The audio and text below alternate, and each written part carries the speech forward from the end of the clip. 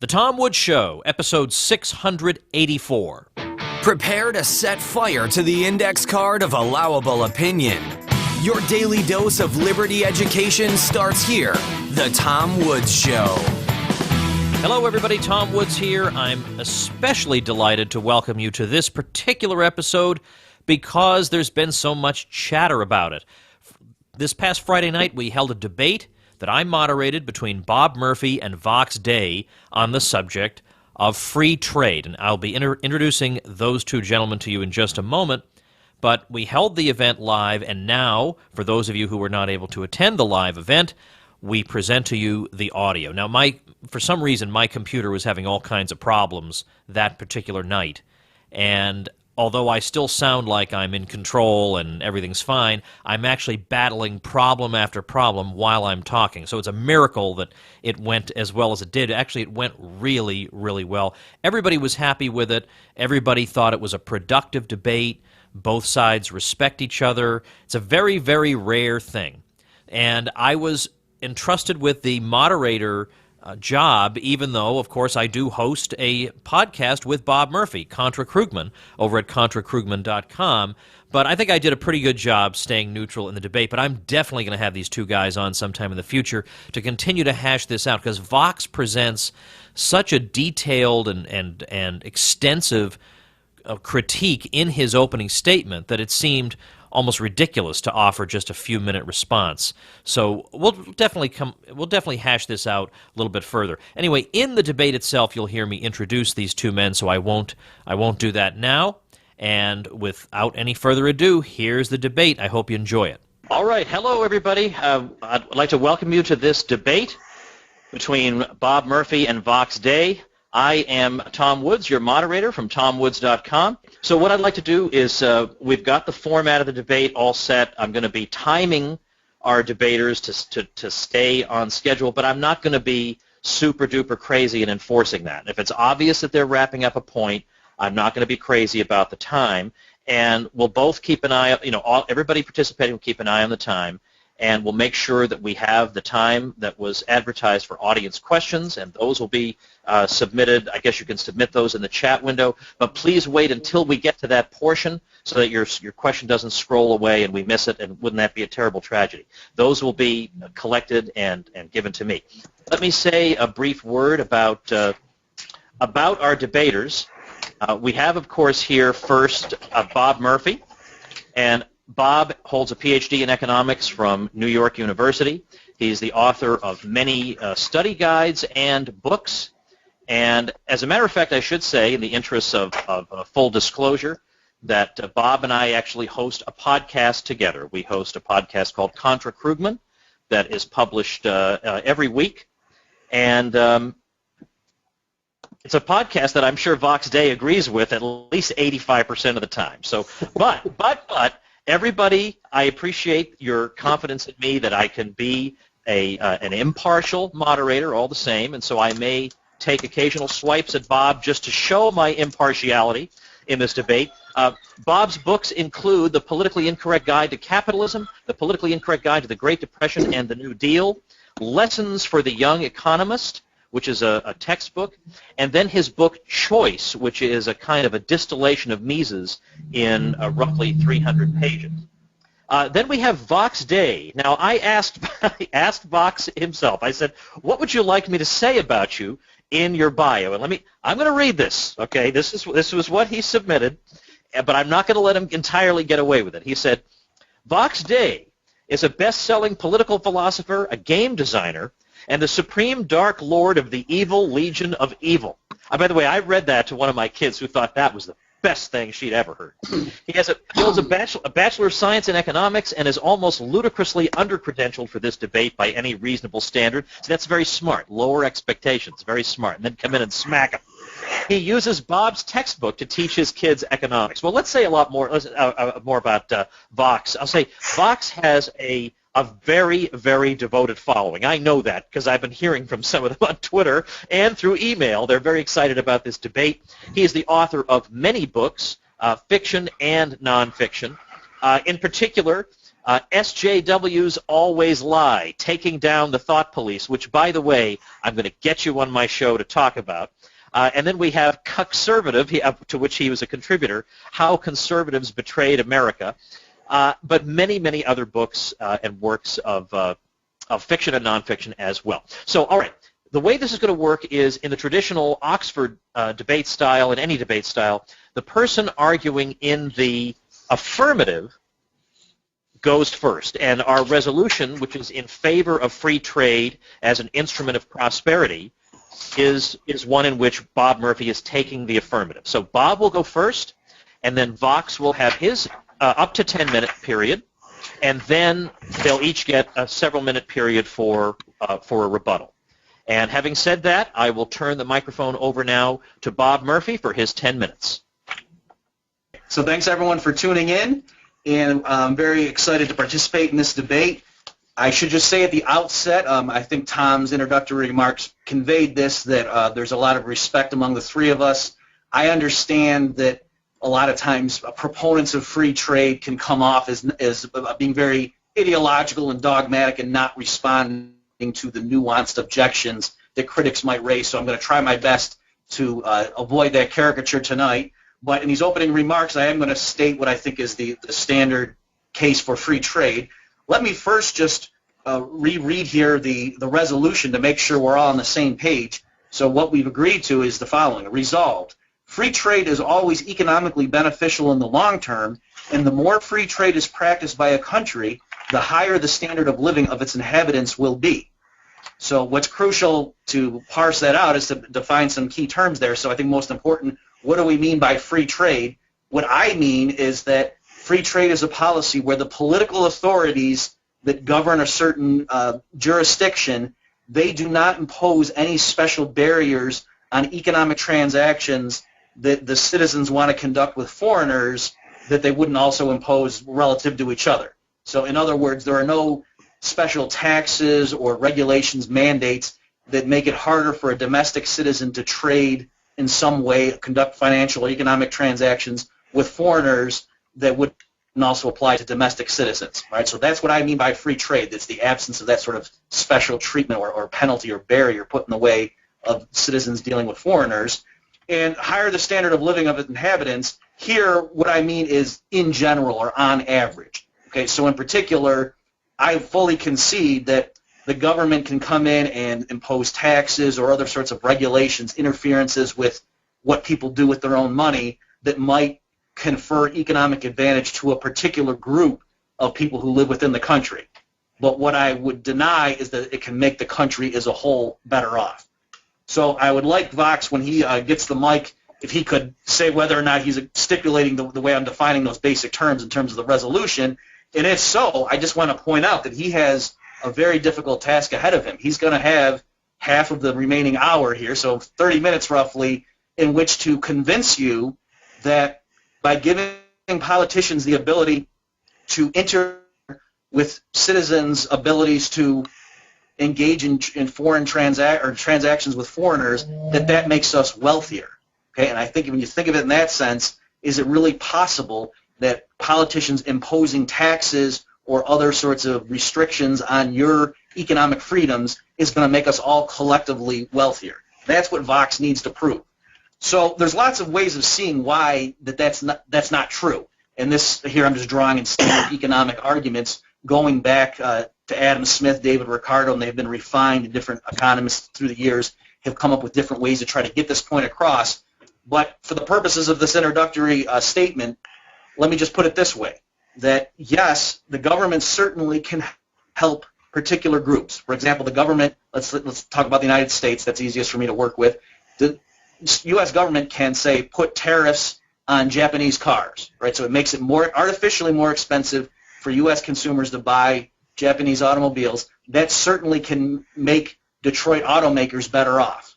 But the point is, it doesn't make Americans as a whole better off. Okay, it lowers the standard of living of the country as a whole.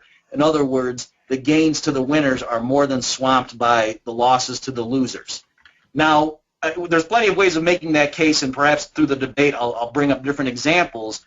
But let me try perhaps a different approach right now. I'm imagining lots of people listening to this debate, they're familiar with the standard case for free trade, and yet deep down something seems suspicious to them. They can't quite follow it down to that path because they think, there's something about getting these cheap foreign imports that's going to hurt us somehow. And I think that's what they're worried about. So let me just push you to try to show you that there must be something wrong with your analysis. All right. So again, if deep down what you're afraid of is that there's these foreign countries out there, they pay their work. There's companies out there in foreign lands that pay their workers very low wages much lower than U.S. workers would tolerate, and therefore they have the ability, these foreign companies, to create products and then sell them to Americans at a price that's just American firms can't compete with. Right? So you got these cheap imports coming in, and in some way that you believe is undermining American prosperity. These cheap foreign imports are making Americans richer. If that's what you think, well then let me push you one step further. If you believe that foreigners shipping products to the United States and charging very low prices for them makes us poorer in some sense, well then surely if they sent us those products for free, right, if they just literally gave them to us as gifts, then that would be even worse. That would hurt us even more, right? So again, if you think cheap imports are bad, then free imports would be even more catastrophic. But now look at what you've been reduced to. You've now been backed into a corner thinking that if foreigners give us presents, that lowers our standard of living. That can't possibly be right. If, for example, the people in Japan, for some silly reason, wanted to ship 10,000 SUVs across the ocean and just give them out to randomly selected Americans with no strings attached, and said, here you go, here's 10,000 SUVs, is there any sense in which we could say that is making America poorer? No. It makes America richer. How much richer, Murphy, you might ask? Well, 10,000 SUVs richer, that's how much. It's the same basic logic. If someone walks up to you and gives you a $100 bill, and we say, whoa, did that make the person richer or poorer? The answer is it made him richer by $100. Likewise, if someone walks up to you and gives you a television set, says, here you go, no strings attached, it's my gift to you, did that person just make you richer or poorer? Made you richer. How much richer? One television set. If it has a market value of $100, now we could say $100 richer because of that gift. Okay, so if you're going to go with Vox in this debate and believe that free trade makes us poorer, I'm arguing here that the kind of logic you're going to have to employ would also lead you into that absurdity. So I hope we can all agree that what I just went through is crazy and that foreigners giving us free stuff would actually raise our standard of living. Right? And then, if you go down that path with me, though, you realize you're sort of boxed into a corner. It's difficult to argue that cheap imports are bad, but free imports are actually good. Right? And so I think you'll see that the logic here is to say if foreigners can make products and send them to Americans and charge us less than it would cost us to produce ourselves, then that's beneficial. That makes the United States richer on average. It's the same logic as why do we have division of labor in the first place, right? You yourself do not make your own clothes, grow your own food, build your own car. You specialize in the tasks where you're relatively more productive. You make more of those things than you personally need. You sell it in the marketplace and then use the money you earn to go buy things from other people who are specializing in their areas of expertise. So that logic is crystal clear when it's at the individual level, and at the level of the country, it's not as easy to see, but it's the same underlying logic that the United States and other countries, they specialize in those areas where they have what's called the comparative advantage. They make more of that stuff than their own people need, and then they ship the surplus abroad, and they exchange with others. And so that makes everybody who participates richer than they otherwise would be. Now, I'm running out of time here, so let me just briefly try to anticipate what I think some of the rhetorical moves that Vox is going to make in this debate will be. So one thing is he's probably going to bring up the fact that the classical case for free trade that Adam Smith and then David Ricardo made had very restrictive assumptions. In particular, it assumed that only the finished products could cross international boundaries and that the workers and capital equipment that went into making those products, that stayed fixed within the original countries. And that's correct. That it is true that the basic arguments by Ricardo did assume that. But nonetheless, it doesn't mean, therefore, if those conditions are relaxed, that the conclusion flips. And so if Vox does want to go down that path, I would just ask if he could be clear, is he's stipulating the original classical case for free trade. So does Vox want to argue that, yes, if we're just talking about goods crossing borders, then he's a free trader, and is the only reason he's not anymore is because now he thinks capital can cross boundaries? Or is he saying, no, even if we were just, is he saying even Ricardo was wrong? So I would like him to just clarify which of those paths he wants to take, and then I'll respond accordingly. The other main thing I think he's going to say is that my arguments have been real theoretical, whereas he's going to appeal to history. Now, let me first say there are plenty of historical examples where countries had relatively free trade and did well. I mean, the two most obvious, Great Britain in its heyday, when it was, running the world empire, I mean, it built that partly on a policy of free trade. Also, in modern times, Hong Kong is on a case of free trade. All right, so but beyond that, you do need to understand, and I'll perhaps come back to this later in the debate, is that if somebody has a sort of theoretical argument, that helps you parse history, right? In any given historical example, there's thousands of things going on, and you need to have a solid theory going into it to be able to parse what happened. Okay, so I'm going to be happy to go through any particular historical examples he wants to give to try to talk about other factors that may have been going on. But again, ultimately, what Vox is going to be arguing is that the government coming in and levying taxes or other regulations on people makes them richer, which I think is an unsupportable claim. Thank you. All right, so we'll turn the microphone over now to Vox for his 10-minute statement. Okay, let me turn my camera on here, and I'll turn Bob's off there. And if you'll just give me a second. Okay, shall I start? Please do. Okay. The Japanese novelist Natsume Saseki once wrote, "The memory of having sat at someone's feet will later make you want to trample him underfoot." While I've been seated metaphorically at the feet of the great Austrian economists for most of my life, I harbor no desire to trample them. I retain genuine affection and respect for the Austrian School of Economics and for both Bob and Tom. However, just as the classical economics eventually gave way to the superior understanding of the Austrians, Ludwig von Mises and Murray Rothbard will one day be surpassed by the post-Austrian economists of the future. Is that day here yet? I will argue that it is, at least with regards to the doctrine of free trade. The world has changed in many ways in the 240 years since Adam Smith defeated the mercantilists. The most significant changes with regard to the topic at hand concern the mobility of capital, a factor which was not accounted for by either Smith or Ricardo, and the mobility of labor, a factor which was never taken into consideration by Mises or Rothbard. Let me first state that I accept Bob's general terms with regards to both free trade, meaning unlimited transactions between foreign and domestic parties, and with national wealth being measured on average. I'm not interested in getting into pedantic quibbles. I'm presenting 5 arguments against free trade tonight. They are empirical, mathematical, existential, practical, and logical. Given the time constraints, we can't go too deep into any of them, but each of the 5 arguments presents a very serious and substantial challenge to the resolution and to the claim that free trade makes a nation wealthier in the long term. My first argument is empirical.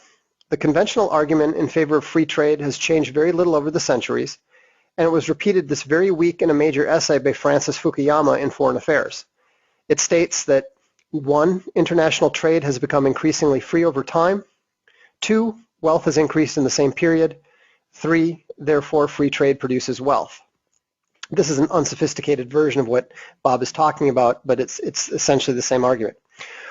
To put it another way, as Bob did in his very good textbook, Lessons for a Young Economist, if we imagine an initial situation of worldwide free trade, and then further imagine that an individual country decided to protect its domestic industries and save jobs by preventing foreign goods from crossing its borders, its residents would become much poorer.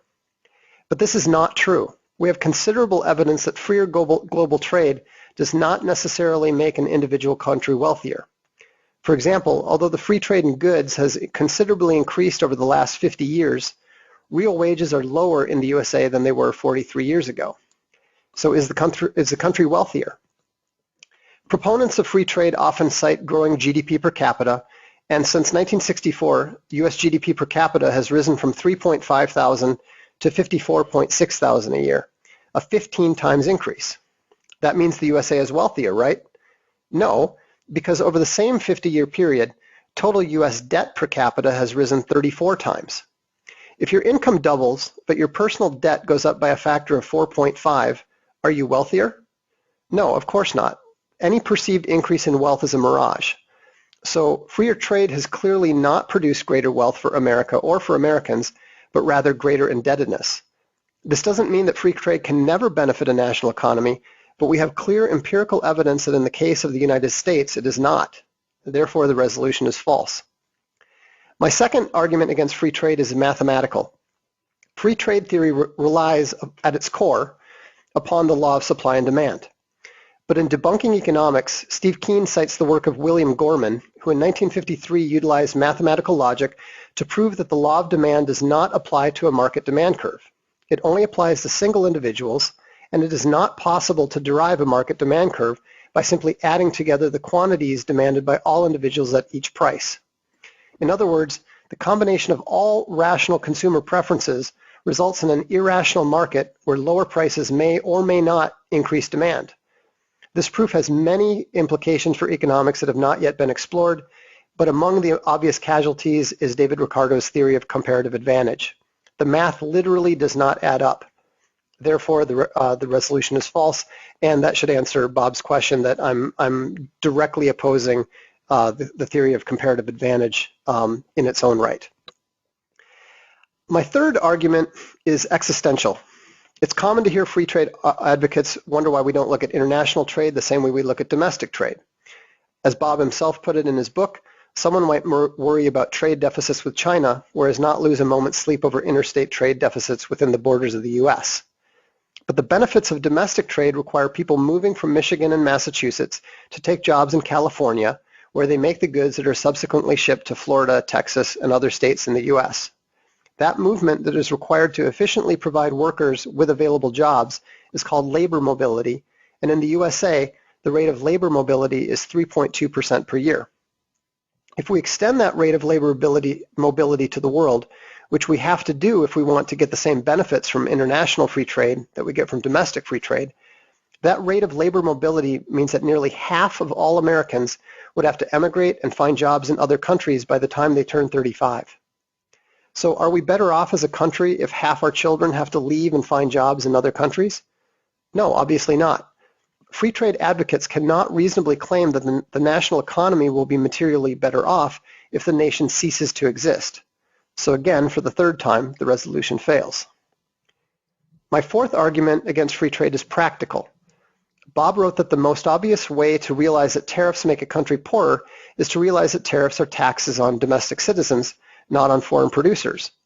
That's correct, but it would only be true if the alternative was no taxes.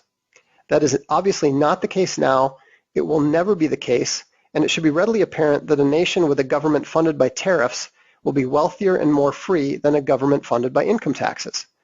Tariffs are considerably less intrusive and less economically disruptive than the personal and corporate income taxes that have replaced them.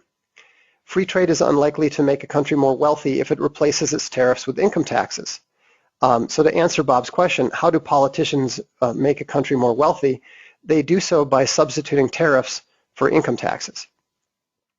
My fifth argument against free trade is logical. As Mises wrote in Liberalism, production is more restricted where the conditions of production are comparatively favorable than would be the case if there were full freedom of migration. Thus, the effects of restricting the freedom of movement are just the same as those as a protective tariff. So there is no rational way to argue in favor of the free trade in goods without also accepting that the very same arguments apply to the free trade in services. There is no meaningful way to distinguish between the argument for the free movement of goods and capital and the argument for the free movement of labor. They are one and the same argument. So whether it is their intention to do so or not, those who argue for unlimited free trade are also arguing for unlimited immigration. It's not a coincidence that everywhere free trade policies have been adopted, the level of immigration has increased and the native employment rate has declined. While free trade advocates claim America is wealthier as a result of its freer trade and more liberal immigration policies, The fact that 104 million Americans are now either unemployed or out of the workforce is a conclusive rebuttal to their assertions. Freer trade with China alone costs the USA 185 jobs per year, and this does not make Americans wealthier.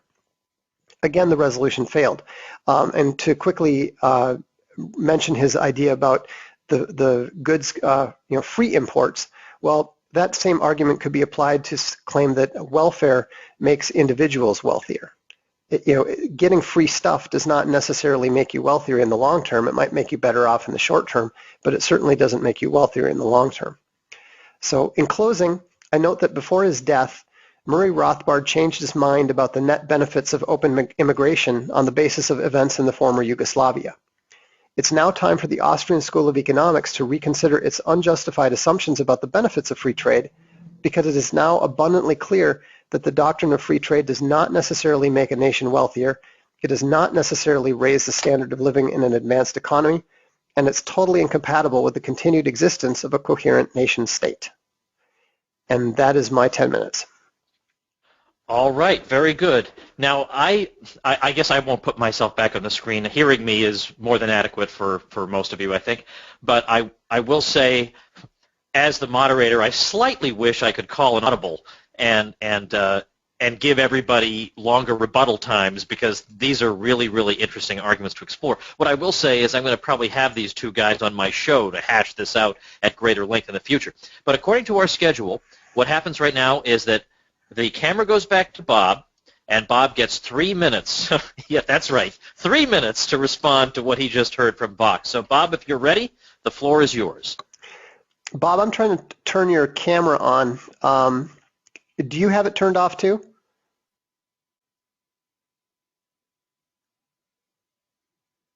Oh, there he is. You're on. There he is, okay. Actually, for the rebuttals, we'll just leave us both on, because I think we can avoid the desire to make faces at each other. Yeah. Okay. All right, so here, I got my timer going. So yes, as Tom mentioned, it's there's a lot of material here, so let me try to cover as much of it as I can in the 3 minutes as possible. Okay, as far as the first argument, Vox first quoted Fukuyama saying that Fukuyama's argument had been, hey, countries lower tariff barriers, and then we observed historically that we saw prosperity go up, therefore free trade must be a good policy, and Vox correctly said that's a fallacious argument. But then ironically, he just flipped it into the mirror image of that. Vox then argued, oh wait, I can look at a period where tariff barriers were reduced, prosperity by a particular measurement went down, namely real wages, and so therefore free trade must make us poorer.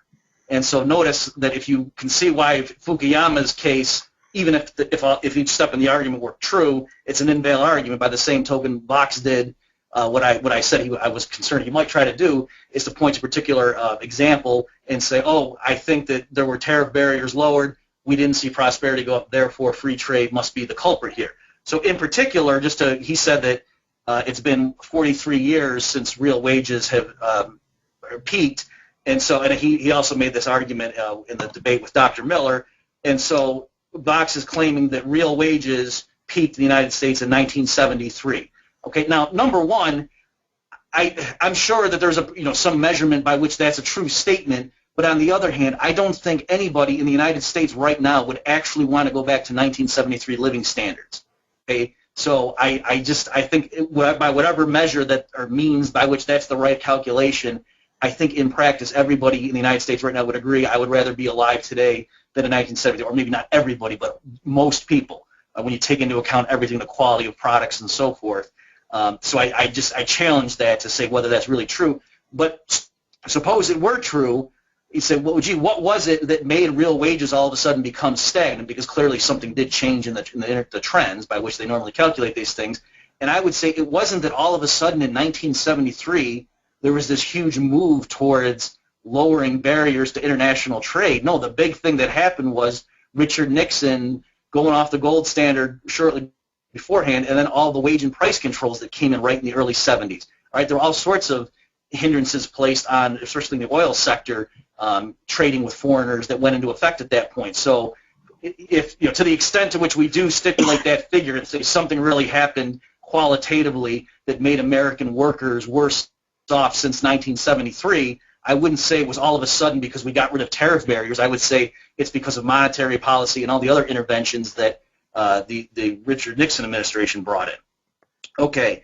The point about the market demand does not add up and so forth, I would like Vox, if he wants to continue with that, to try to follow through on that and just explain a little bit more specifically what is it in the standard Ricardian case that doesn't quite work. Because, I mean, the basic logic is the same. You can see at the individual level, you specialize in what you're good at, and then you trade with others. And by the same token, if the nation does that, how exactly does that make us poorer? It wasn't clear that he's saying this new result somehow overturns that.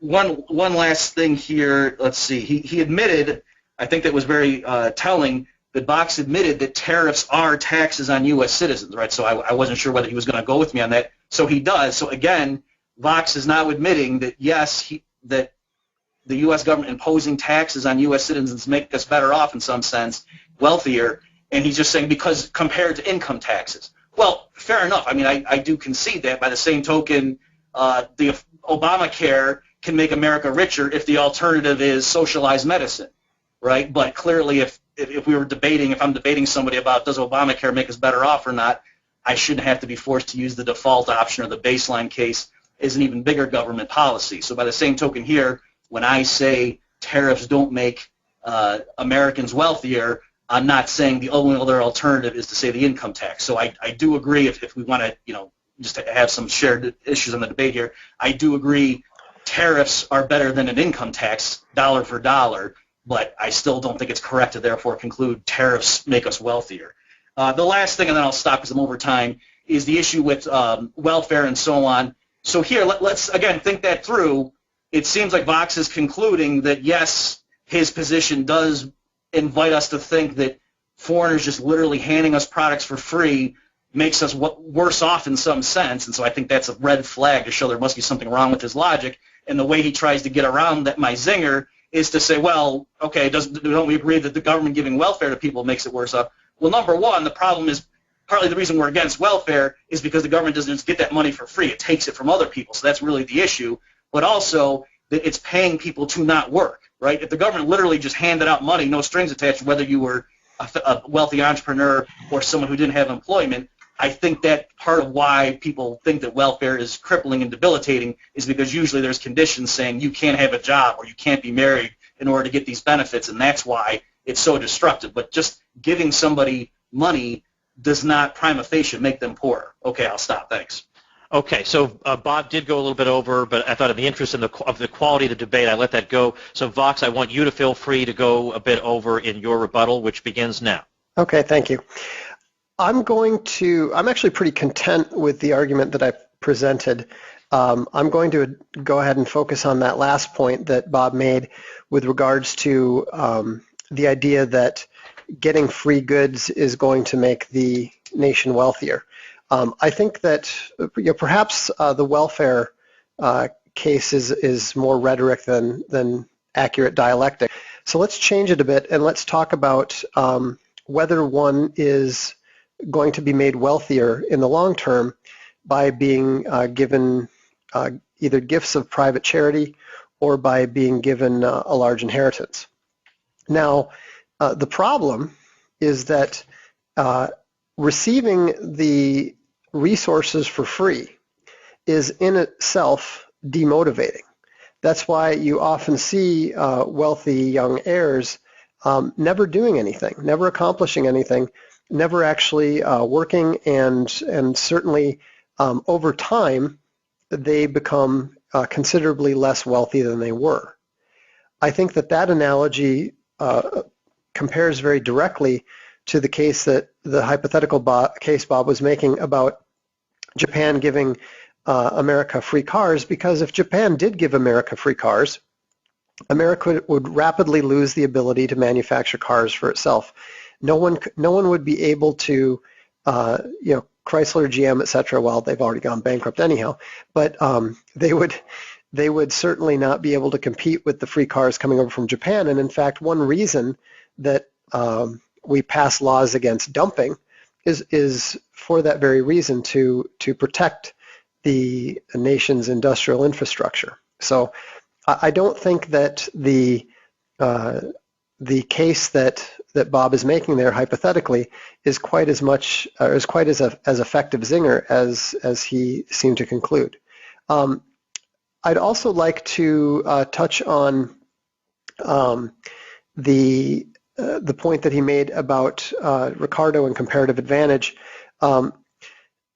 Joseph Schumpeter once described the way that Ricardo argued as the Ricardian vice, because what he does is he takes out everything, boils it down to the simplest possible scenario, and usually presents one where there's really only one conclusion, one way out of it. You need to keep in mind that Ricardo also used this particular method of argument to prove that all profits derive directly from the price of corn. So granted, that's a more rhetorical approach. If you want a more detailed rebuttal to Ricardo's argument, Ian Fletcher has, if I recall correctly, a list of 7 specific problems with Ricardo's basic theory. And so, comparative advantage, my own case against comparative advantage brings in some of the other factors that Ricardo didn't consider, most of them related to the labor mobility and so forth, because if we actually look at Ricardo's actual numbers, there's no reason why the Portuguese workers wouldn't simply move to England and take the higher paying jobs there in the different industry. So, and then the last point that he raised on the market demand curve, that's so radical and so complicated that I wouldn't even begin to try to address it at this point in time. That's something that we'd probably have to spend an entire hour talking to Tom about on his show. But rest assured that it's not just a serious issue for free trade. It's something that may fundamentally rock the entire science of economics, and it's got some deeper implications for free trade, for some of the newer, more technical arguments for free trade, and it's got some significant potential implications for other aspects of economics as well. It's really something that we need to look at more deeply, and I don't even pretend to understand it fully. So that's not much of a rebuttal, but that's what I got. All right. Well, now it turns to the moderator has a little fun here because I get to ask each of you a question. Bob, it begins with you. In fact, let me get my my little stopwatch going here again. But again, I mean, as long as we're reasonable, I don't think anyone is going to be too upset with us. All right. So, I'm being given the option to share my webcam. Yes, indeed, I consent to that. We got to bring you back on. Here I am. All right. Yeah, look, I'm sorry I'm not dressed for this. I'm wearing my Donald Fagen T-shirt. If anybody even knows who that is, I'm impressed. Baby metal! Yeah, Bob's the dork with the collared shirt over here. All right. Okay, Bob, here we go. I guess mine's a two-part question for you.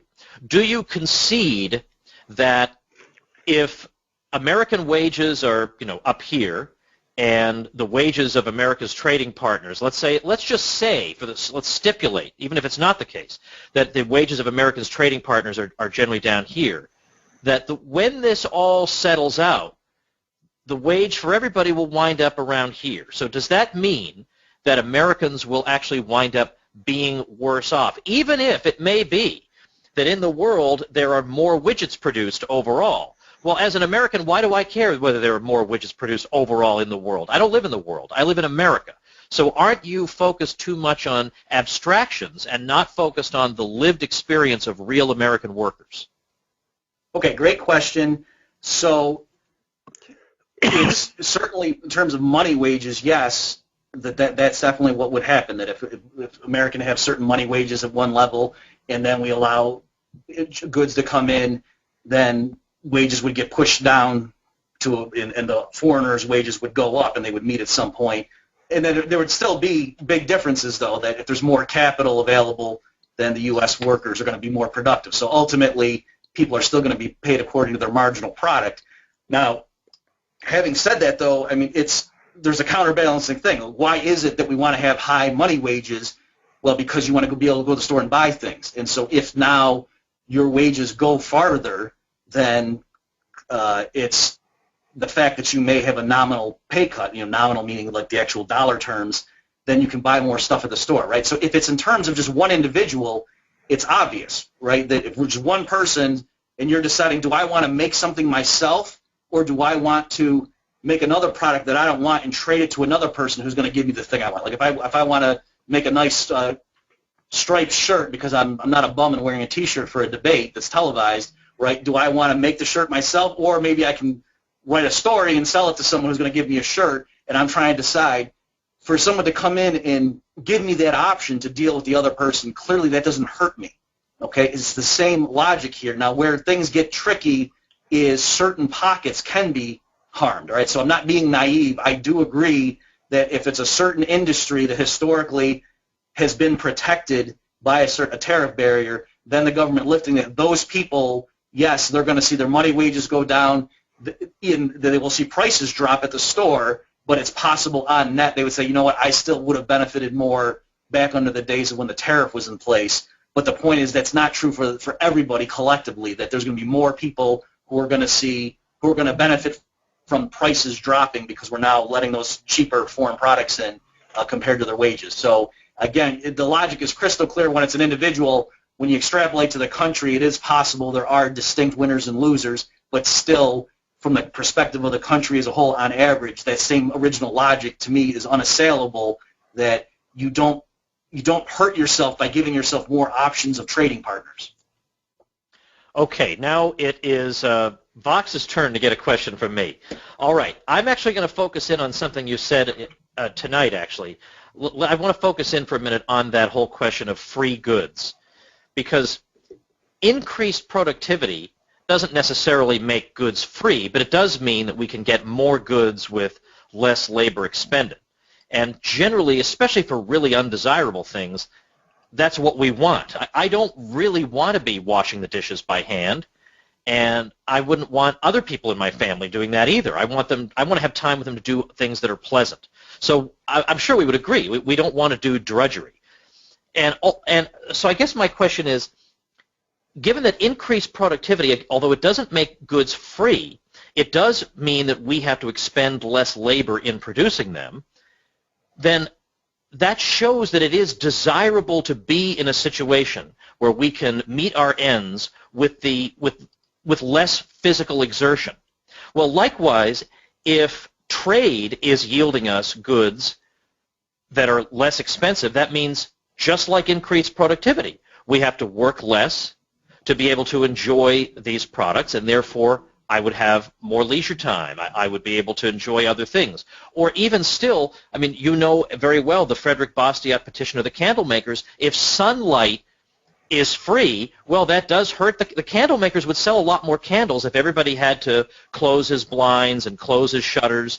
So, but the sun is free, and it gives its light for free, but we all realize it would be absurd to block out the sun. Who's going to decide which free goods, like sunlight, are so obviously beneficial that it would be stupid to block them out, and which free goods are so bad that it's somehow hurting us?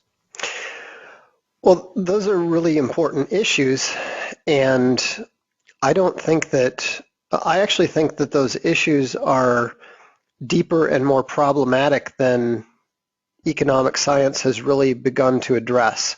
You know, there's some science fiction stories deal with the problem of, the question of the post-scarcity economy. You know, the idea that we're so productive that nobody actually needs to do anything. Now, you know, obviously humans being humans, we're not likely to reach that point just because the mere fact that somebody has something that we don't usually makes us want it, whether we need it or not. You know, I might want this T-shirt that I'm wearing just because it represents something, but I have 50 other T-shirts. I don't need this T-shirt. So in terms of you know, is it a problem that we become wealthier and don't need to do anything?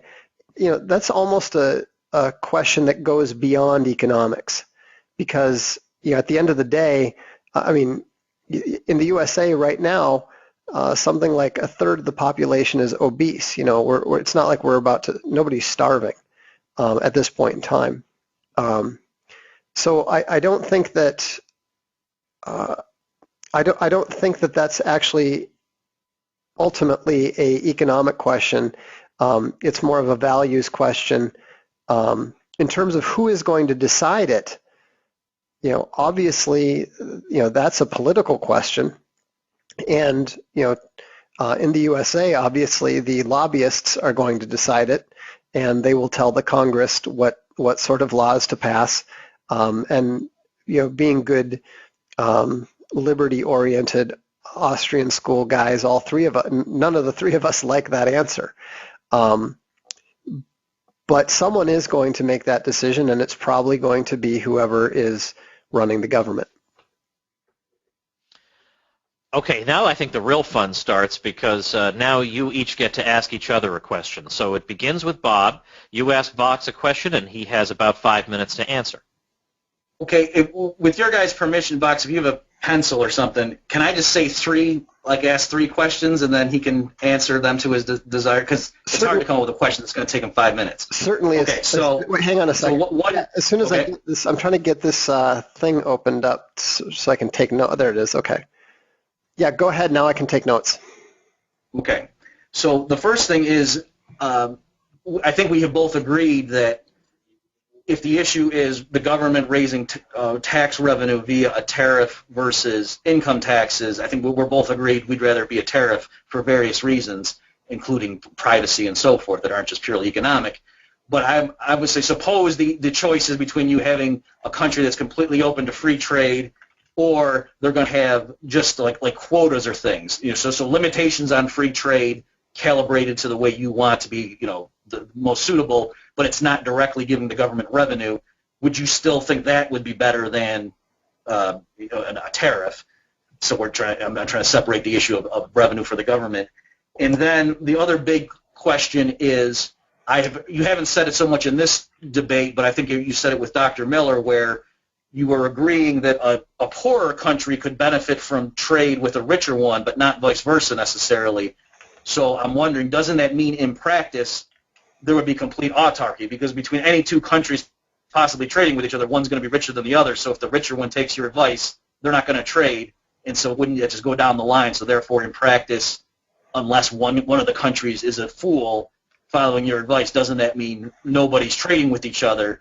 And then lastly, are you, in case that's not what you mean, in case you're saying, no, I'm not against trade per se, it's just, I want there to be limits or whatever, in practice, is it possible that you could imagine hypothetically a trade policy that's better than free trade, but you wouldn't actually trust the politicians once they got their hands on it?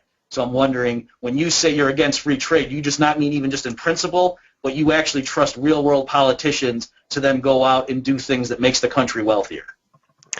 Okay, fair enough.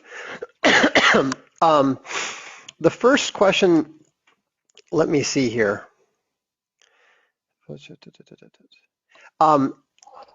I don't actually think that the core problems with free trade relate to the government. The argument that I made about tariffs versus income taxes was in response to something that you were saying.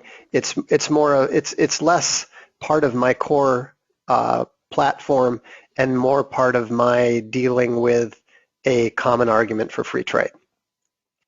On the side on the imbalanced benefits of free trade, I don't argue that free trade is bad for everyone. My argument against free trade is the assumption that free trade is always and necessarily positive. I think that in the case of the poorer countries, free trade is an appropriate policy to follow if possible.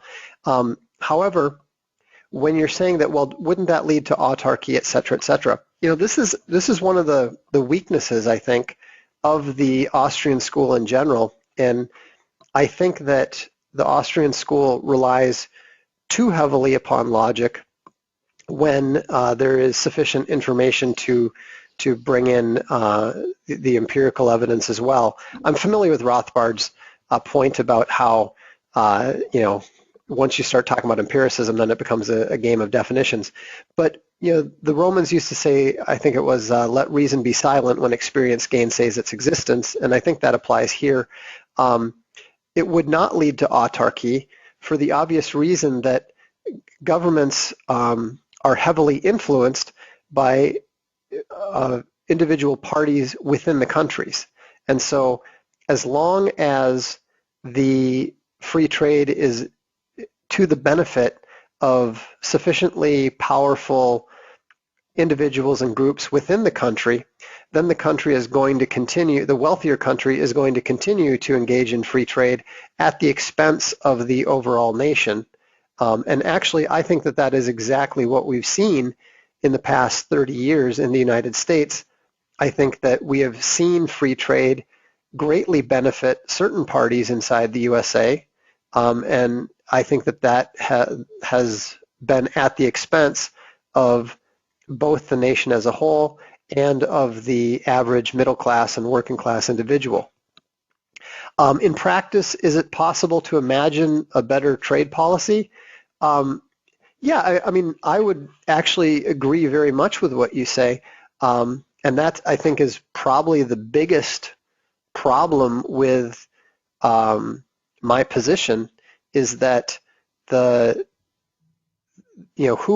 is going to implement this better trade policy, but the very people that we don't trust at all. I don't trust government officials.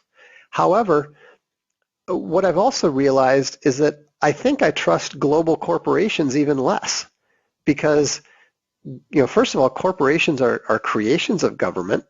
They're not private parties anymore. We can't look at them as individual partnerships or anything like that.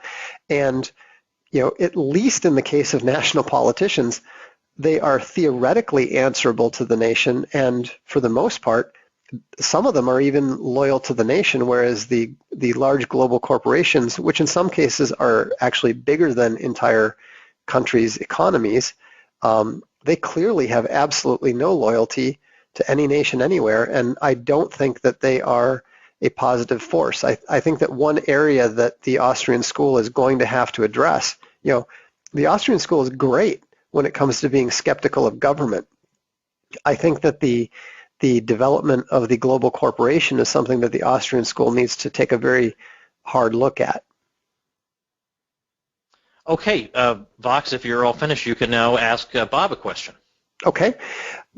Bob, my question is, and forgive me if this comes off a little skeptical here, but given that you describe yourself as an anarcho-capitalist who does not have any particular regard for the nation state, ideologically, how can those who are interested in the national interest, or those who are concerned about the national interest, take your argument seriously that their nation state will be better off when you come right out and say, well, I don't really even believe in the nation state, much less have any concern for it?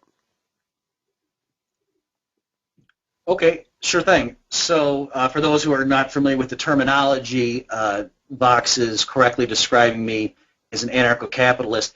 Just as a point of clarification, I don't think of myself as an anarchist just because I am a Christian, and so to me that it's misleading perhaps to some people to say that. So in one sense I'm a monarchist, right, because I have a king.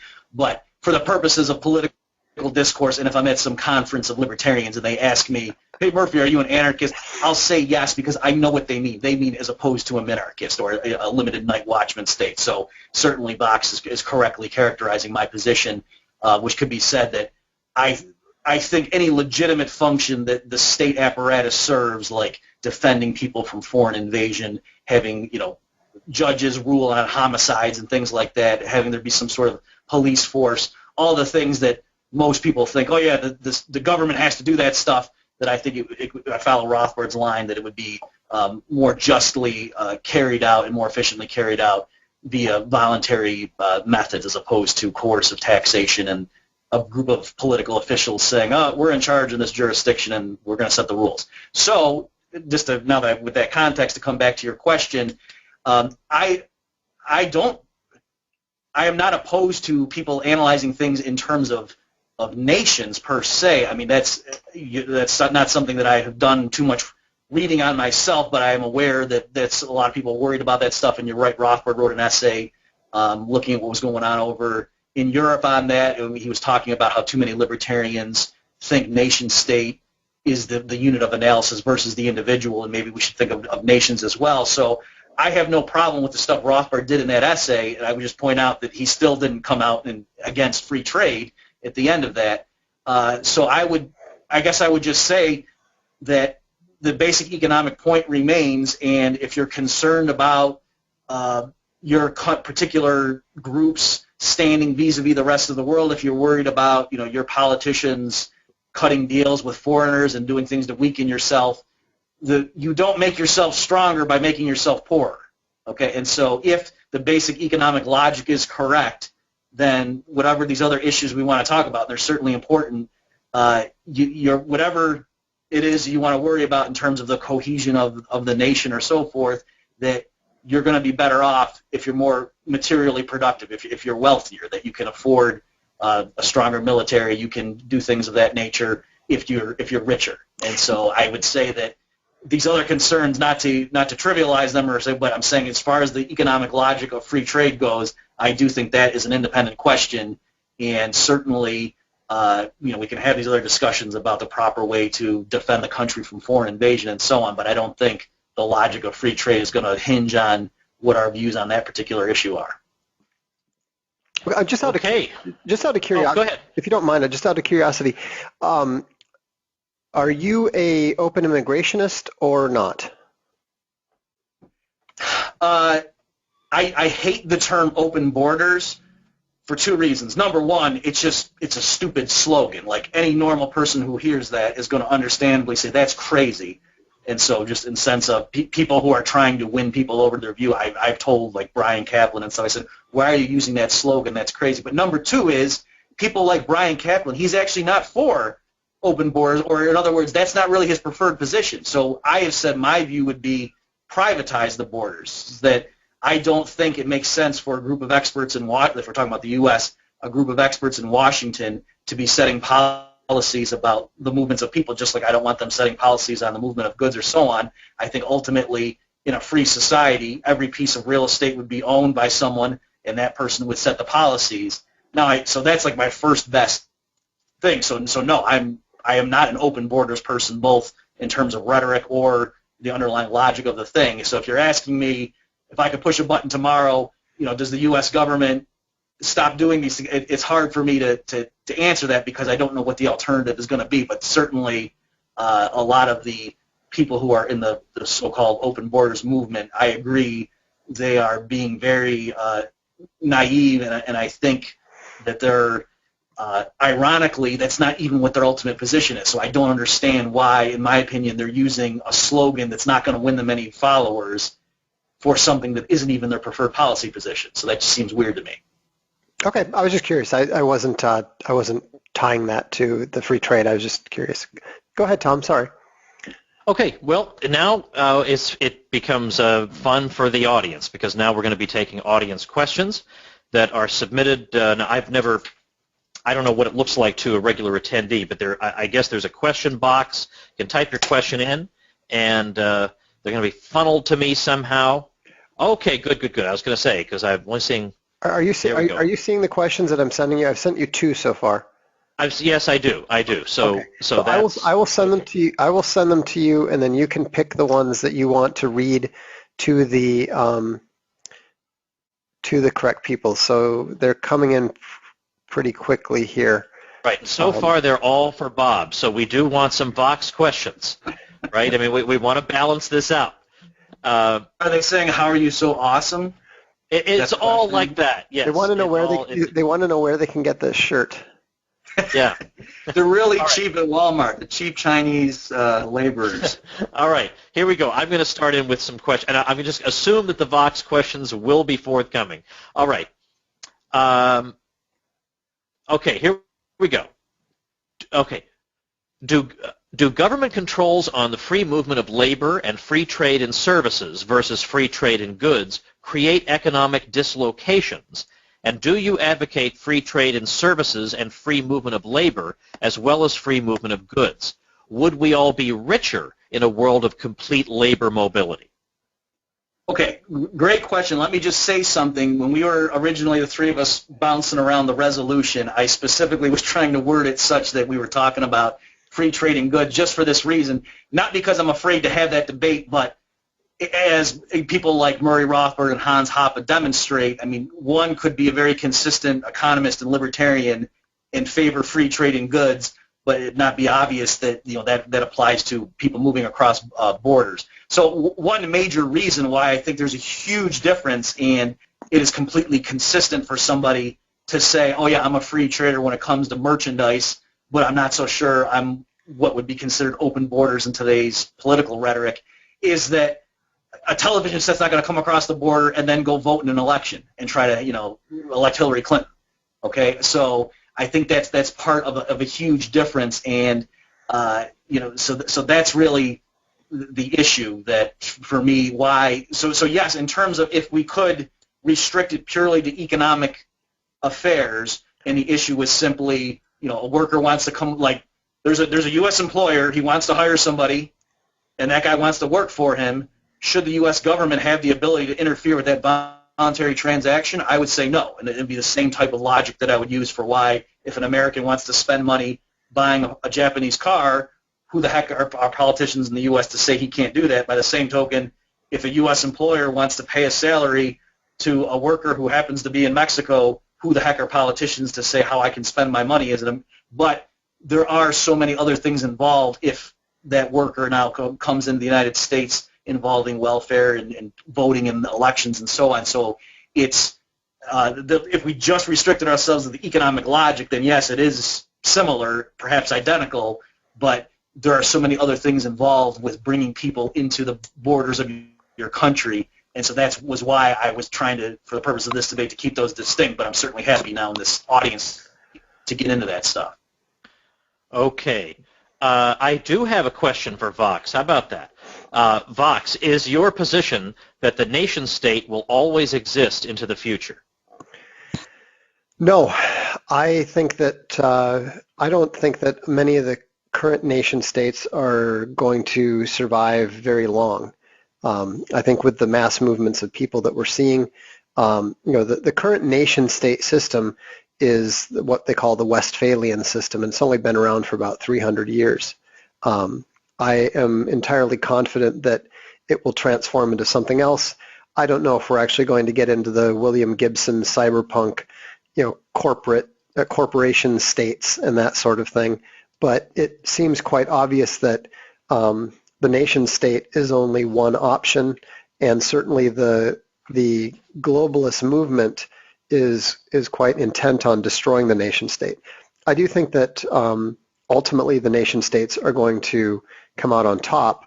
Certainly China looks like a strong candidate in the future, but I don't think that the nation state is the only method of government organization. All right, now for Bob. Bob, do you think it's relevant if we save or if we spend? A person who spends all his money has a higher standard of living but ends up poor.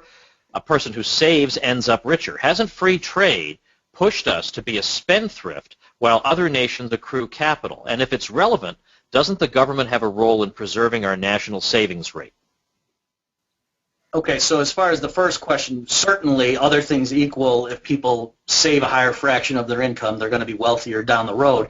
I mean, but there's no reason a priori we can say which is better, right? So clearly I think we all had this sort of common sense intuitive reaction to say that if people are saving 1% of their income, that's probably not good. And gee, why don't you save more? But if we saw somebody saving 99.999% of his income and almost starving to death in the hopes of taking a trip down when he's 99 years old, that we could say, wait a minute, you're kind of going overboard there, buddy. Why don't you smooth your consumption out over time? So there's no magic number, and really I think ultimately it comes down to subjective preferences. Certainly government policies should not be encouraging people to save less, and there's plenty of policies, including income taxes, that do just that, let alone corporate taxes and taxes on dividends and things like that that are explicitly taxes on saving. However, I don't think that the government reducing the barriers it places on the way of dealing with foreigners by itself makes Americans or anybody save less. So I agree that there are various reasons that people in the United States, for example, ought to be saving more. There's also cultural factors involved. It's not just all the faults of the big bad politicians. But one thing where I say to me does not follow at all is to say, oh, because tariff barriers perhaps are lower now than they used to be, that's one of the reasons Americans aren't saving enough. I don't see how you get from A to B on that one. All right, let's keep these questions coming. Vox, what would be an example of increased trade that is advantageous for a given country, i.e. the U.S.? Okay. The sort of trade that is advantageous to a country is one that improves its infrastructure and provides jobs and provides morally fulfilling activity for the people who are working at those jobs. And so, the problem that the USA has is that it is currently on top. There are, so the kind of jobs that the USA needs to produce are in technologically advanced jobs in new technologically advanced fields. And now that's pretty obvious. That's what people have been trying to do for a long time. The problem is that you're not going to do that by reducing the average IQ of the population by 4 to 6 points, as we've done in the recent 50 years. So it's a very difficult position to be in when you're the top dog. In fact, that's why I am increasingly suspecting that when you're on top, you're better off reducing the amount of trade that you've got with others, because most of the trade that you're going to be doing is going to be at your expense in the long term, one way or another. So that's my answer to that. Okay. All right. Now for Bob. Unintentionally framed into Bob's argument is the implicit and unstated assumption that expensive material consumption is to be more highly valued than work and productivity, wages aside. Now, pardon me, I lost the question because they keep popping in. And okay, hang on. I think I can find that. I know which one it was. Just a moment.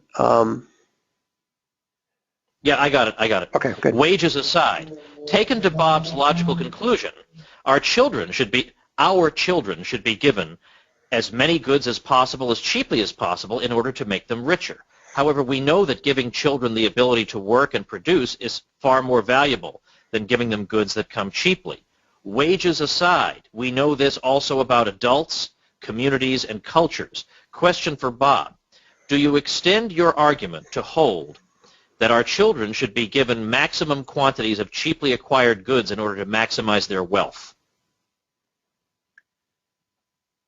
Okay, great question. I'm glad it came up here because we have the closing segments, and I didn't want to have to take any of that time to talk about this issue about handing goods for free. So I understand the concern. So my position is clearly that productivity and working is important, not just in terms of materials production of consumption of things, but also just for your well-being as a well-rounded moral person. That you need to have a job. I mean, psychologically, you got to feel like you're contributing to society and so on. So, what the claim is, though, is that whatever these free gifts or these cheap imports or what have you, then allow you to reallocate yourself, how you deploy your labor. So, let me just flip it. I'm saying what we should do is let our children take advantage of the material level of standard of living that we have nowadays. It would be silly, to flip the argument. It would be silly to say, whoa, you're going to let your kid drive a car down to the factory to work his job? Well, that's crazy. Isn't he going to be a loafer? Why don't you make your kid walk? And why are you giving him shoes? Isn't that going to make him a bum? Like people hundreds of years ago didn't have shoes, or thousands of years ago didn't have shoes. And so you can see the issue is not whether the kid should work or not. The issue is, are we going to get the person to work in the most effective manner possible? When they get to work, are we going to let the kids use a drill press? Are we going to let them drive around a forklift? Or are we going to make them just engage in manual labor with their bare hands, thinking we're somehow encouraging productivity and work? And so that's really the issue. And so coming back to the free trade debate, I would say for the United States, whatever the country is that we're talking about, by letting goods come in that foreigners can produce with a lower expenditure of resources than what we could do, that doesn't make us all just sit around and do nothing. Instead, that just means we reallocate our labor and output decisions, focus on the things that we're good at producing. That's the whole point of Bastiat's great essay that Tom brought up. I mean, by the same token, we could get mad at nature and say, oh, man, these trees just shooting apples out, isn't that taking away our incentive to learn how to create apples on our own? Isn't nature making us a bunch of lazy bums by just giving us all this stuff basically for free? And, of course, that doesn't follow, that we take the natural world, the environment as a given, and other things equal, if we can get things on better terms, that just makes us more productive, gives us a higher standard of living. But, yeah, we should still work and produce within that framework. You might need to, just a quick comment there, you might want to visit a few Caribbean islands. That argument about nature demotivating people might be a little bit, you might have a different perspective on it once you've experienced island time on. All right. Well, we'll definitely do that if we take a cruise at some point. Yeah, we're going to be on a cruise at some point. That's a good idea. I can't believe Bob got a plug for the Contra cruise in the debate. That's an accomplishment. He definitely gets a point for that. Okay, question for Vox. In Bob's position, each individual decides what's best for him or her in the trade of goods. In your view, the government decides. What experience in real life makes you think this will work for the citizenry rather than the government? Well, I don't think that it will necessarily work better. I'm simply arguing that it is not always going to work better for the individuals. Certainly, if you look at the various countries, where things work well for individuals is where you've got a relatively high IQ, relatively long time preferenced population. In cases like that, theoretically, you could see where the individual decisions are more likely to be successful. In situations where you've got, for example, many of the African nations were much more successful when they had a colonial administration making decisions for them than when they were given their independence and allowed to, vote for the sorts of government that they wanted. It's not a direct analogy, but you get the point. So my answer is that even though I value the rights of the individual, and even though I think liberty is the ideal that we want to achieve, I think it's also important to be realistic about the fact that not everyone is equally capable of governing themselves, and that's one of the reasons that we have government for all of its flaws. Okay, to Bob. While you addressed the nation-state question concerning governments, where does your loyalty lie concerning the middle-class citizens and their economic well-being? Okay, great question. So here, let me be extremely transparent, intellectually honest here. Thus far, with the grappling, theoretically and empirically that Vox and I have engaged in, one could imagine it could be the case that the sort of policy I'm talking about would mean the evisceration of the middle and lower classes in terms of incomes, and just like a few thousand really rich capitalists running around, and then they benefit tremendously.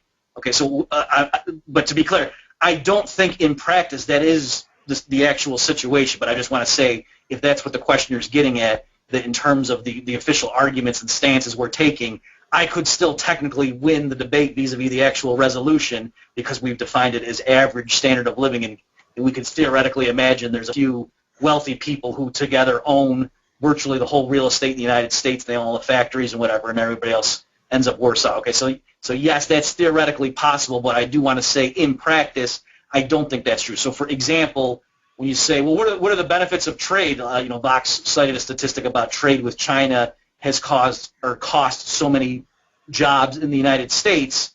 I think it's difficult to really calculate a figure like that, okay? So number one, because technically we would need to look at a counterfactual, like how do we actually know which jobs would exist, in the alternate reality where there was a higher tariff barrier on Chinese goods. So it's not like just going and saying what was the average temperature last year in Cincinnati to say how many jobs have been lost because of trade with China. That's not a number we can directly observe. But let's stipulate for the sake of argument that that is what happened. Nonetheless, okay, but what are the benefits of trade with China? Well, a lot of it is the people who shop at Walmart and other retail outlets like that have much cheaper goods.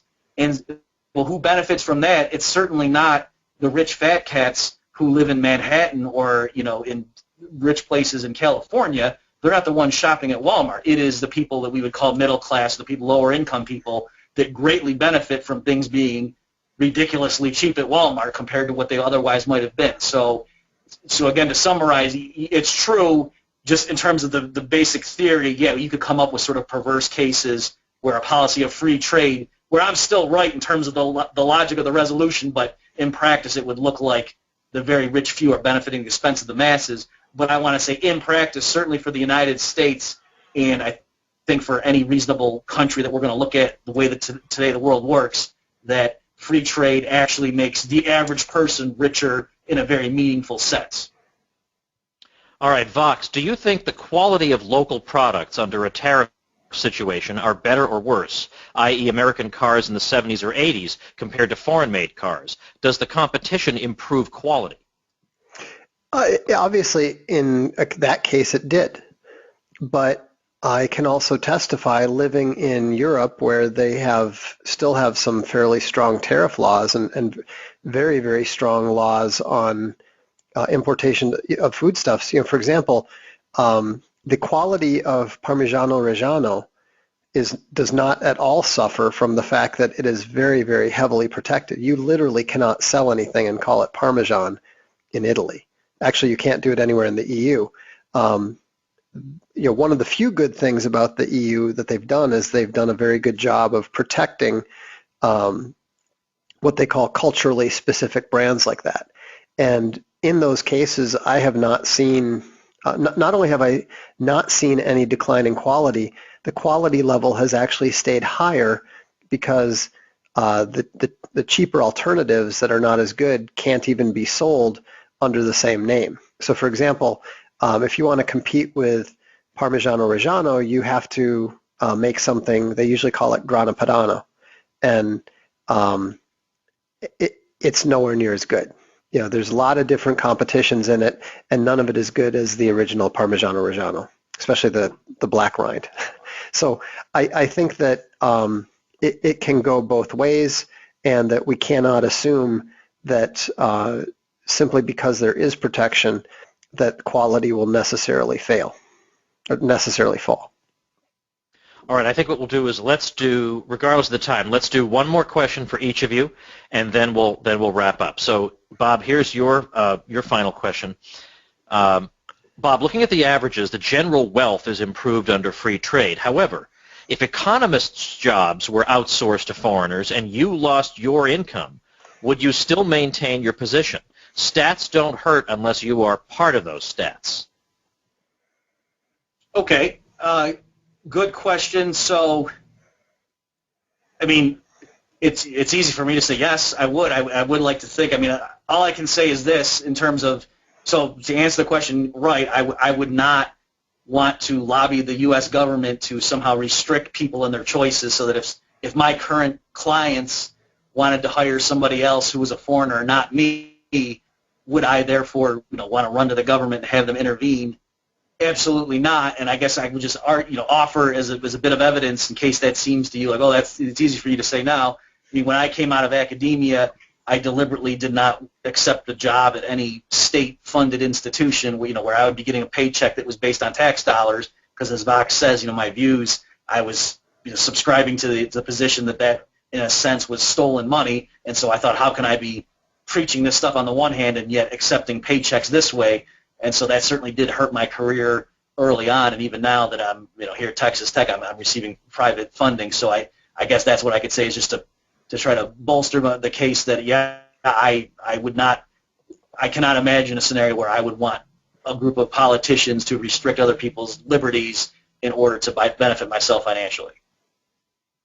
All right, and then let's close with this question to Vox, and again, this could obviously be an entire presentation in of itself, but robots will also work more cheaply than native workers. Will their use also be destructive on a macro scale to the economy? I've actually given this a great deal of thought, and I am definitely concerned that that may prove to be the case. My instinct, I'm a technology guy. I'm a game designer, and I'm a technology designer. So I instinctively like robots. I instinctively like the improvements that are offered. But I am genuinely concerned, and perhaps it's a non-economic question at core. What are we going to do in a post-scarcity economy? What are we going to do if we create a nanotechnology that is capable of providing us with everything we want? Are we better off and wealthier if we're all just plugged into the matrix, enjoying video games and 3D porn? I don't know. I find it, especially as a Christian, it's difficult to claim that would be an ideal, but you might be able to make an intellectual case for it. So I would say that the jury is out on whether that is good or desirable, but I do think that there's no question that robots do offer increased productivity, and if we define economically beneficial by greater productive capacity and the more efficient use of capital, then certainly robots are going to continue to be a good thing. Okay, and with that, we're going to move now to our closing statements. So you each get 3 minutes. So just try and keep it somewhere in the ballpark. And we begin with Bob. Okay, great. Well, again, I want to thank Vox and Tom for participating in this, and all of you who have tuned in live.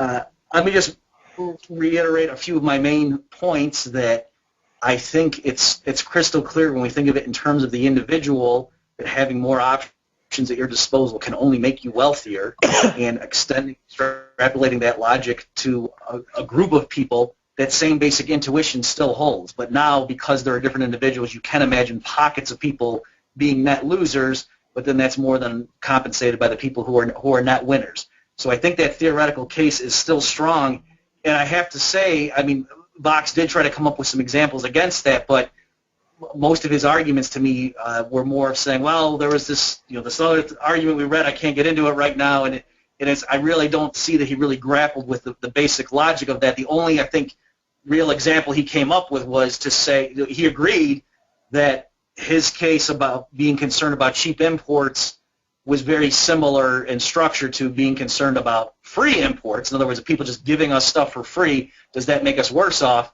And he kind of wanted to just call my bluff on that and say, well, couldn't we imagine a rich heir or something being hurt, or people getting welfare? So I think that is a pretty significant concession on his part, that sort of agreeing with me that if you are against free trade, you're ultimately backed into a corner where you have to remain agnostic about whether giving us products for free makes the country as a whole poorer. And I think we can say that can't be true, right? That's not really plausible. The other main point I want to address is that when I asked him in the Q&A, I want to make sure, because I wasn't sure that Vox understood what I was getting at, I said that doesn't your position logically lead to autarky, meaning that all the countries of the world are just trading among themselves and not with each other? And here's the reasoning. Because in Vox's view, I believe his position, and he did say this in reference to something Tom had brought up. I'm slightly paraphrasing, but I think this is an accurate quote. It said something like, when you're the country on top, most trade that your country engages in comes at the expense of the average people in the long run, right? So, but the reason that persists, he said, well, in other words, if free trade is so bad and destructive, why do countries have what one might argue is close to a free trade policy? And I think he's saying because there are special interests in the countries, in cahoots with the government, and that's why these destructive policies last. Okay, so what I was getting at was to say, yes, we know in practice countries are not going to all go towards autarky, but what I was saying is, in Vox's view, if governments saw the light, or if politicians all of a sudden could put aside their reliance on these corrupt special interests who are giving them bribes and so on, and they listened to Vox, and they did what actually was in the interest of their country, then wouldn't that mean that the United States and maybe Germany or some of the wealthiest countries in the world, wouldn't they say, oh my gosh, he's right, we're hurting our average person in the long run, so we're not going to have free trade with our neighbors, and so they're taken out of the game, and now the fifth richest country, now they're the number one in terms of the remaining trading partners, wouldn't they see the light? So the point is, at any given time, of all the countries that are trading with each other, one of them or a handful are going to be the ones on top, and if Vox's position is that they are probably on net hurt by trade with foreigners, wouldn't that mean if all these countries saw the light, step by step we would move towards a position where countries around the world aren't trading with each other? And so I think we can kind of see, wait a minute, that doesn't make any sense. That can't be right. And so again, that's just like a red flag for me, showing there must be something really wrong with Vox's position if that's what the logical implication would be if people around the world actually followed his advice. So I'm out of time, and I'll stop there. All right, Vox, that's it. Well, I'd like to say you have the last word, but the moderator always says you have the second to last word. Go ahead. You've got the last word. Hang on a second. Let me... Okay. So I'm going to do my summary if I can find it. Dang it. Hang on a second. I'm having a little trouble here. I'm the presenter as well, so okay. Hang on. Okay, I'm going to have to show this. There we go. Okay, so the people are seeing this on the screen, but that's fine. Okay, one of the things that I've done as a result of this debate is I've actually had to change my Vox Day argument against free trade. It is no longer the 4-step argument, but is now the 5-step argument. So what I have to say is, in summary, is that free trade, in its true, complete, and intellectually coherent form, is not limited to the free movement of goods, but includes the free movement of capital and labor as well. The invisible judicial line doesn't magically become material only when human bodies are involved. 2, the difference between domestic economies and the global international economy is not trivial, but it's substantive, material, and based on significant genetic, cultural, traditional, and legal differences between various self-identified peoples and nations. Due to these differences, free trade will have varying effects on a nation's wealth, and it can reduce as well as raise a nation's standard of living.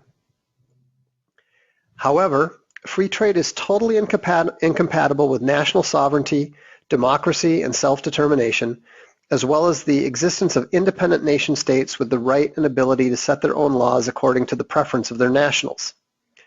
Therefore, free trade must be opposed by every sovereign, democratic, or self-determined people who wish to preserve themselves as a free and distinct nation possessed of its own culture, traditions, and laws. Now, that may sound, I admit that may sound a little crazy to a lot of folks, but the point is that the reason that we still have the nation states is because we have not gone to a completely free trade environment. We're in a mixed environment, and part of the movement that we've seen towards the elimination of the nation state through mass migration and through globalization is the result of the movement towards free trade. And so because I'm a nationalist and not a globalist, I have reluctantly found myself forced to transform from a former supporter of free trade to an opponent of free trade. Okay. All right. And I guess with that, we are finished tonight. So as moderator, I'd like to thank these two gentlemen for the time and effort they put into this, for making time to be here tonight. And of course, a great thanks to all of you who on a Friday night made time for a debate on free trade. That is that either speaks very well of you or very badly. But either way, we're delighted to have you here, and I will be making the audio of this event available as an episode of my podcast next week, and the sooner I can get it, the sooner I'll put it up there. And I have a feeling we've got at least one or two good follow-up episodes coming out of this if our two debaters are game for that. So thanks to Bob, thanks to Vox, thanks to all of you, and good night. All right, that's today's episode. Tomorrow we've got a roundtable discussion about the Libertarian Party, its present and future, the Johnson-Weld ticket, a lot of fun stuff with people of all different perspectives on the subject, so you're really going to like that particular one. So join the tens of thousands of people who have made the Tom Woods Show part of their daily routine. Subscribe at tomwoods.com. You'll see on our show notes page for today, for example, tomwoods.com/684, you'll see YouTube and Stitcher links to subscribe to the show. Also at tomwoods.com/684, I'll have links to the websites of Bob Murphy and Vox Day and some more information, so you'll want to check that out as well. Thanks for listening, everybody. See you tomorrow. Become a smarter libertarian in just 30 minutes a day. Visit tomwoods.com to subscribe to the show for free, and we'll see you next time.